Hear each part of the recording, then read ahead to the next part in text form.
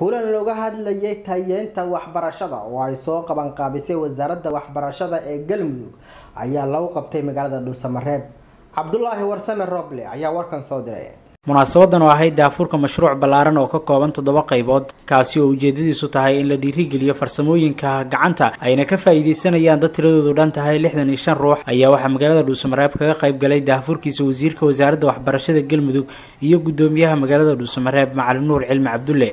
munaasabadan ayaa intii ay socotay looga waramay ahmiyadda mashruucan uu leeyahay dadka ka faa'iideysanaya oo laga soo kala xulay qaybaha kala duwan ee bulshada gaar ahaan dadka hore ugu jiray farsamooyinka gacanta kuwaasi oo haatan loo sii kordhinaya aqoontooda. gudoomiyaha magaalada Dhuusamareeb Macalin Nuur Cilmi Cabdulle oo ugu horeyn munaasabada ka hadlay ayaa ku bogaadiyay hay'adda mashruucan soo agaasintay sida ay u dhiirigelinayso dadka ku shaqeystay xirfadaha gacanta isagoo kula dardaarmay dadka ka faa'iideysanaya mashruucan in ay muujiyaan dadaal dheeri ah. ilaa 65 qof ilaa 7 nooc ama 7 item kala qaabilsan waxa loo kala barayo waa wax weyn oo nagu soo kordhay weeyaan. runtii in alxankii la idin baro, makaanigii la idin baro, korontadii la idin baro, tubaystii la idin baro, waxaad ogtihiin meel cilaa kama aanan imaan maamulka degmada iyo hay'adda CBD iyo dad kale xog ogaala yaa iska kiinkaashaday inaad imaataan sidii la idin soo xulay inaad u xifdidaanna waa idinka rabnaa insha Allah. xubno ka socday hay'adda mashruucan fulinaysa ayaa dhankooda sharaxay qaabka ay ugu tala galeen inay kaga faa'iideystaan bulshada reer Dhuusamareeb oo qaarkood goobta ku sugnaa. xirfadan macnaa xal rabay macnaa waxa lagu tiragalay dad macnaa maaragtay oo diyaar ah oo macnaa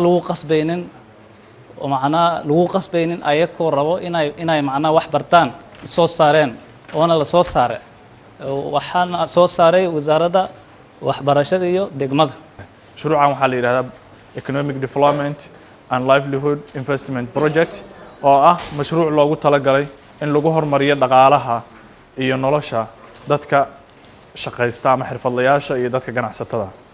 mashruucani wuxuu inta badan ka socdaa degmada Dhuusamareeb iyo degmada Cadaad. wuxuu ka socdaa waxyaabaha loogu talagalay inuu door ka ciyaaro waxaa ka mid ah sare u qaadida ganacsatada sida qaybaha caanaha ama waxa la xiriira xoolo dhaqatada sida caanaha oo kale.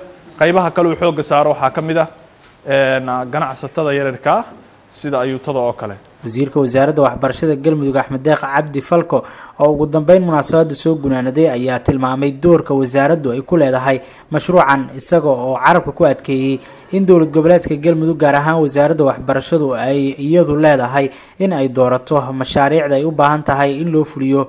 waxyaalaha qaar dadku ay baranayaan in loo meeriyo inaan ka baxno oo salaano kale in waxyaalaha Dhuusamareeb laga baranayo in Nairobi lagu soo falaqeeyo la yiraahdo dadkaas waxaan baranaa in laga gudbo oo anagu baahideena inaga inaga timaado istiraatiijiyadaasna la nimaano waayo anaga og dadkeena waxay u baahan yihiin shaqo la'aantu meesha dadka in xoog laga saaro loo baahan yahay way dhacdaa waxyaalo badan oo inaan barano muhiim ay tahay haddana aan laga helin Dhuusamareeb qof yaqaan aan laga helin oo aad u fara badan in kuwaas xoog la saaro.